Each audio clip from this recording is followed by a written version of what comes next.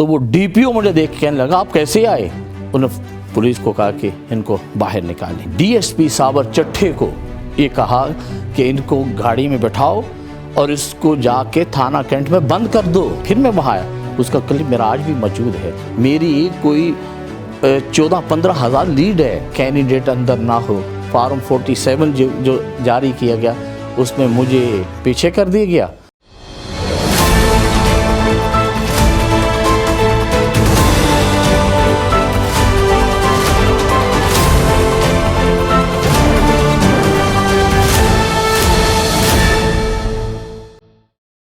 بسم اللہ الرحمن الرحیم. دوستو میں ہوں جنید اقبال اور جیسا کہ میں نے پہلے عرض کیا ہے کہ سیالکوٹ کی مٹی بہت ہی مردم خیز ہے.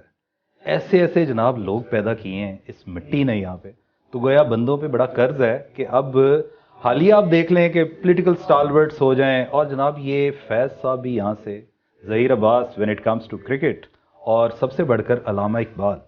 بلکہ کل ہی میرے یہ علم میں آیا کہ گلزاری لال نندا جناب انڈین ایکس سے بھی ایکس ترین پرائم منسٹر جناب, وہ بھی یہیں سے سیالکوٹ سے ان کا تعلق تھا. تو گویا اس مٹی نے, اس خطے نے بہت بڑے بڑے مشاہیر جن کو کہا جا سکتا ہے وہ لوگ پیدا کیے ہیں. تو جناب آج چونکہ ہم سیالکوٹ آئے ہوئے ہیں تو کچھ دوستوں سے ملاقات ہوئی.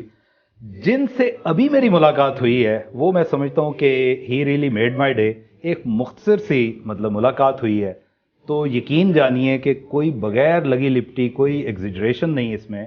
جب میں ان کی طرف دیکھتا ہوں مسکراتے ہوئے میری طرف دیکھتے ہیں تو ایسے لگتا ہے گویا یہ میں پہلی دفعہ نہیں آیا ہوں, پہلے بھی ان سے بڑی بارہا ملاقاتیں ہو چکی ہیں. تو یہ ہیں جناب حافظ حامد رضا صاحب, انتہائی خوبصورت شخصیت. آئیے ذرا آپ سے ملاقات کرواتے ہیں. السلام علیکم جناب. وعلیکم السلام ورحمۃ اللہ وبرکاتہ. کیسے مزاج ہیں جناب؟ ٹھیک ٹھاک؟ اللہ کا کرم ہے.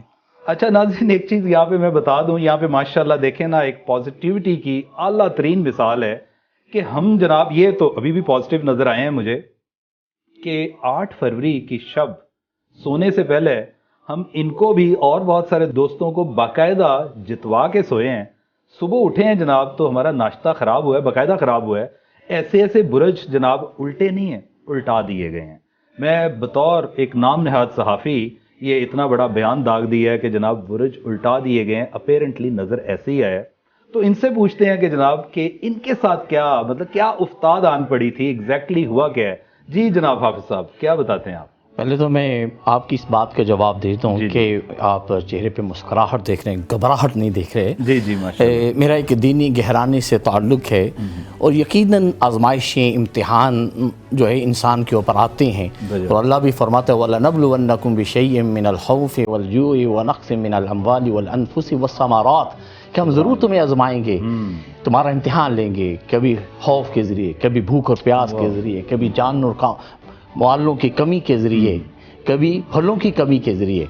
تو آزمائش جب انسان پر آئے تو وہ کیا کرے؟ وَبَشِّرِ الصَّابِرِينَ الَّذِينَ إِذَا أَصَابَتْهُمْ مُصِيبَةٌ قَالُوا إِنَّا لِلَّهِ وَإِنَّا إِلَيْهِ رَاجِعُونَ, کہ جب ان پر کوئی مصیبت, کوئی امتحان, آزمائش آئے تو وہ کیا کہتے ہیں؟ بے شک ہم اللہ کے لیے ہیں اور اسی کی طرف لوٹ کے جانا ہے. تو میرے خیال سے اگر کوئی آزمائش آئے, امتحان آئے, تو بندے کو صبر کرنا چاہیے اور یہی کلمات ادا کرنے چاہیے. اس کی برکت سے پھر اللہ تعالیٰ گھبراہٹ سے بچا کے رکھتا ہے. بہت ماشاءاللہ, بالکل ٹھیک, درینچے شک.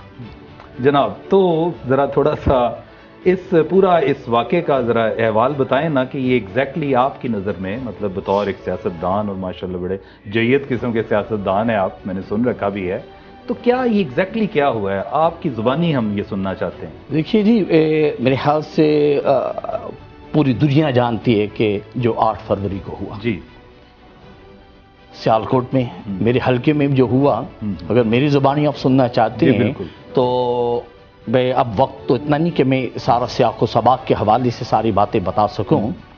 میں تھوڑا سا مختصر اپنے حلقے کا تعارف کرا دوں. میرے حلقے کے ووٹوں کی تعداد کوئی 5.5 لاکھ کے قریب ہے. ان میں سے 3 لاکھ کے قریب مردوں کے ہیں اور 2.5 لاکھ کے قریب عورتوں کے ووٹ ہیں. اور 8 فروری کو ٹرن آؤٹ جو ہوا ماشاءاللہ 52%. ٹھیک. ہمارے NA-70 میں جو پولنگ اسٹیشن تھے وہ 363. الحمدللہ اللہ کے فضل و کرم سے तमाम पोलिंग स्टेशन से हम भारी अक्सरियत से कामयाब हुए। ठीक। होता यह है कि जब रिजल्ट कंपाइल हो रहे हों तो कैंडिडेट वहाँ मौजूद होते हैं, उनकी मौजूदगी में वो सारा रिजल्ट जो है वो तैयार किया जाता है और हर जमात के नुमाइंदे को पूरा मौका मिलता है। लेकिन इस बार जो हुआ कि हमारा जो आरओ था वो गवर्नमेंट अल्लामा इकबाल खवातीन कॉलेज, ये सब्ज़ मंडी पुरानी के करीब ये कॉलेज है, अच्छा। वहाँ उन्होंने ये कैंप लगाया हुआ था। तो मैं को 8 बजे के करीब वहाँ हाजिर हुआ तो मुझे अंदर जाने से रोक दिया गया। अच्छा। गेट के ऊपर जो डीएसपी मौजूद था, साबर चट्ठा उसका नाम है, मैंने उससे बताया कि भाई अब यहाँ यकीनन रिजल्ट की तैयारी में सब लोग कैंडिडेट जो हैं वो जमा होंगे और उनके सामने ये सारा रिजल्ट जो है जमा किया जाता है, कंपाइल होता है। तो मैं भी हाजिर हुआ हूँ। तो उसने कहा आपको इजाज़त नहीं। अच्छा। मैंने कहा ये पैगाम मेरा आरओ को पहुँचाओ। क्यों इजाज़त नहीं भाई, किसने रोका है? बिल्कुल। मेरे एक ये कानूनी हक है कि मैं यहाँ मौजूद हूँ। उसने कहा कि आप अंदर नहीं जा सकते। मैंने कहा आरओ को पैगाम तो दो भाई। उसने पैगाम दिया, आरओ वहाँ आया गेट के ऊपर। अच्छा। उसने उसने कहा कि अभी तो थोड़े रिजल्ट आए हैं तो आप थोड़ी देर के बाद जो है वो आप आएँ, तो फिर अगर इजाज़त होगी तो आपको हम अंदर बुला लेंगे। ये कौन कह रहे हैं? आरओ कह रहा है। अच्छा। ये सुन के मुझे शॉक हुआ कि यार ये किससे इजाज़त लेगा। बहरहाल मैं चला गया। कोई 1.5-2 घंटे के बाद मैं दोबारा जब वहाँ पहुँचा तो मैं जब अंदर दाखिल हुआ तो मैंने कहा आरओ साहब कहाँ बैठे हैं?